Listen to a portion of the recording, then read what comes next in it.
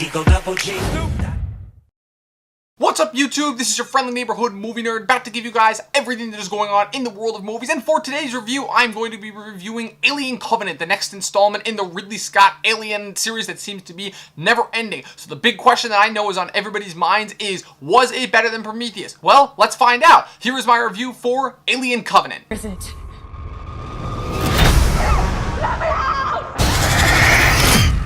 So Alien Covenant is yet another Ridley Scott film in the vein of the Alien franchise, a Fox franchise that seems to have such an equal amount of both good and bad installments that it's got a ton of plot holes and continuity errors. Kind of like a certain other superhero franchise also owned by Fox. But just to give you an idea of what this movie is trying to accomplish versus what it was like pitched as, Ridley Scott wanted to continue a movie in the vein of what he started 5 years before with Prometheus. I'm still getting used to the fact that Prometheus is 5 years old. Well, the studio knew that they needed to pitch the audience a certain kind of movie in order to get butts in seats. So with these two very distinct visions in place, exactly what kind of a movie did we get? The film takes place 10 years after Prometheus and sees a different vessel this time, the Covenant, which is filled with roughly 200 colonists and a small crew on its way to a new world to terraform and start a new life.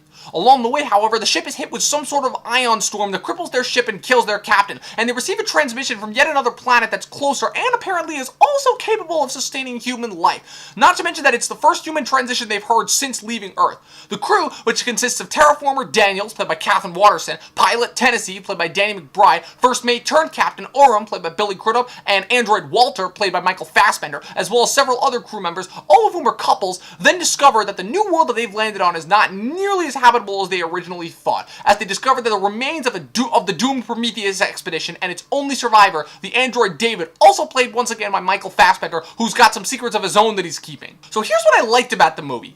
My biggest problem with Prometheus was that I felt that there was a lot of potential with that movie that went by the complete wayside. I really enjoyed what Ridley Scott was attempting to get across with the whole idea of mankind constantly trying to make itself better, and the mythology of the xenomorphs being that they were a result of mankind's arrogance. Now, Ridley has stated that he wants to do 2 more movies that take place before the original Alien, and I will say that now, after having seen this movie, I am not as opposed to that as I was before. What I think I liked the most about this movie, though, is how much more down to earth it felt. Prometheus felt so pretentious and so up there and out there in that it was desperately trying to hit that nail on the head with the message that it was trying to get across. Versus this one felt much more so back to basics in that it's just another simple survivor story, this time with bigger goals and ideas. I really enjoyed the acting, I thought the performances were more realistic, and I enjoyed the fact that they were all couples, even if they did tell you that literally every 5 minutes, because it made you understand the characters better. And if we're talking about stand-up performances, I thought Fassbender wins it once again, because this time he's doing double duty playing 2 androids, the original android from Prometheus, David, and the new android on the Covenant, Walter. And every scene in it where it's the two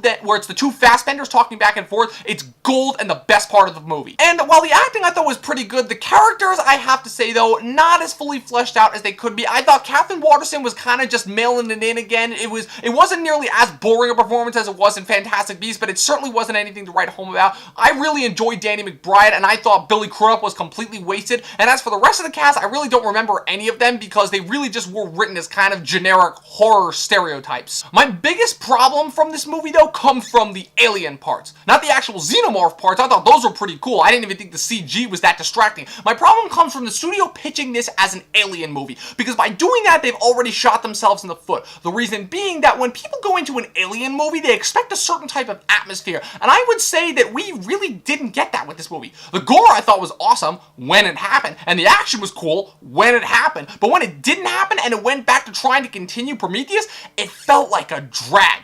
The other problem with trying to continue the Alien franchise really in any way is that there's nothing more you can add new to it. Every actual alien scene in this movie I feel like I've seen before, and it really takes away from the great experience of seeing the xenomorphs on screen once again, because no matter whether they're practical or CG, those things are fucking terrifying. So without going too much into spoiler territory, what I will say is that this movie works as a sequel to Prometheus, but not so much as an alien movie. I do certainly think that it was able to expand on a lot of the stuff that Prometheus explored, while still not telling you everything, because of course they do want to set up for future sequels. It's certainly, I would definitely say this is probably my third favorite Alien movie after the first two originally. Then again, that's also because it doesn't have that much great material to compete with.